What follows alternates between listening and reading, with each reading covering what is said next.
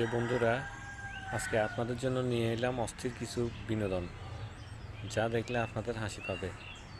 তবে ভিডিওটা দেখার পরে আমার ভিডিওটা যদি ভালো লাগে, লাইক, ফলো, কমেন্ট করে দিবেন।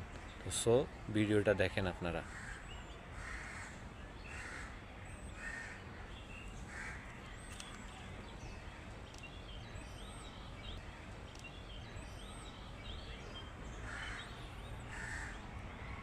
অসাধারণ কিছু বিনোদন আপনারা আজকে দেখতে পাবেন।